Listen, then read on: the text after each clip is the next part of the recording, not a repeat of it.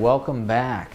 Thank you for watching the Frankly Fabulous Show. Make sure you sign up for Club Fabulous.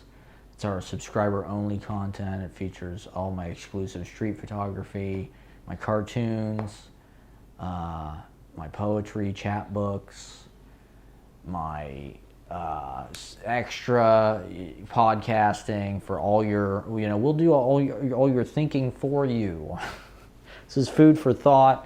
We're in the thought industry. We're in the thought business, and that's what we provide you with. We provide you with strategies for how to originate your own syntaxes of imagination.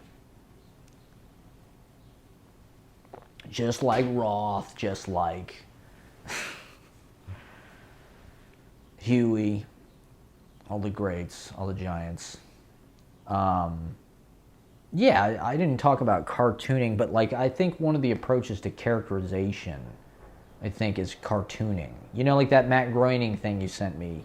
He's always kind of sketching characters by he'll draw the character, and then he'll kind of list the character's attributes. Like the sensitive poet. Here's all the, the defining, and it's almost like this 50s how-to or menu of the 50 types of cartoonists or whatever. But also just putting a character among scenery. I mean, a cartoon is a comic book. It is a storyboard. It is a comic book movie in a way. But I like the idea of just being able to capture sort of characters and invent, on a script, you can describe that stuff, and I'm all for that. But, playing with the visual, playing with the photographs, I feel like the photographs are almost like a cartoon. They're almost animated. The Chris Marker thing, that's another thing I wanted to discuss. This kind of essay film. Chris Marker a lot of times will use still photographs, and then under it will be the kind of discursive theory or essay or writing. I think that's a cool approach. And there is something poetic about the stills. That it's only a moment. It's a frozen moment. You don't ever really see that perspective. We see motion all the time. We see things moving. But you never really see things just split like that. Spliced from the continuity. But cartoons, poetry and cartoons, this is something Eileen Myles talks about. It's a similar, I think, impulse. It's a caption. To me, my poems are really probably cartoons, except they don't have drawings, really. The letters are the drawings. I think that's one reason why they're better if you look at them on the page. One of the things that's so great about cartoonists is their handwriting. Like Matt Groening's handwriting, and you see their hand. With authors, you don't see their hand. You probably couldn't read it, but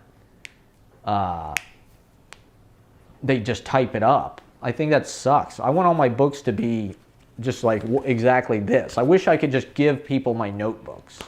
To me, that is I could sell this, $50 for this notebook. That's an original piece, That's my painting. It's beautiful. Look at it. And then you can take it and use it as material for your own. But it's also, with fine artists, it's you're getting something that was made by them. It's one of a kind. It's a tangible object. Writers, poets, they don't typically have that. I think the notebook is kind of like that, But drawings, I don't know. For some reason, drawings are more marketable. And I don't know. I think as a way of conceptualizing the character and writing the script, I think it's actually very helpful. And why not display the characters in that way? You don't necessarily have to have interactions between the characters. Maybe we could just shoot a film of a certain character walking around the village, Part of it is I want to do this sort of idea where they're, like I said, inhabiting these kind of disused spaces. There's all these great patios that look like they were probably a cyber cafe or something in the 90s. But now they're just nothing. I mean, but they're great. They're really cool looking. There's a FedEx, I think, on 8th Avenue that has this amazing patio. and nobody's ever uses it. It's like, I want to shoot a scene there. I want the character who would be there. What is the character doing, you know? And just like these Godard movies, they just have the character sort of being interviewed, you know? That's almost like a Christopher Guest thing. I guess those movies are sort of cartoons or sketches where it's like the characters are defined kind of how they talk about themselves. It's about that richness and that detail. It's not necessarily about action so much. It's about the way they talk, their clothes, biographical information. How do you get that into a movie? The movie doesn't really want that. The movie is the biography of that moment that's happening, of extraordinary circumstances. Whereas like a biographical information, like Wes Anderson always puts the text on screen, like Margot's fucking, you know, glove finger got cut off, so they put that on the screen. You know, that's how they get the biography in there. I think movies need to be more discursive, more verbal. We can wed streaming and vlogging with film.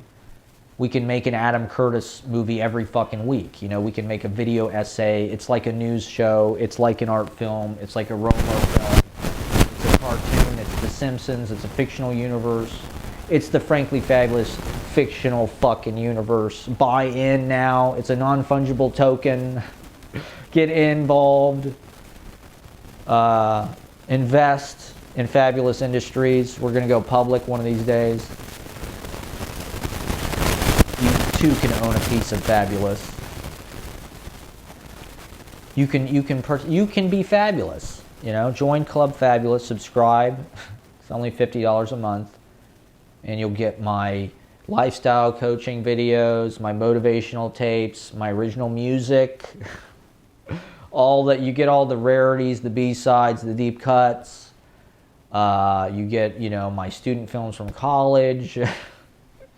You get a subscription to Easy Paradise. You get a subscription to my publishing arm.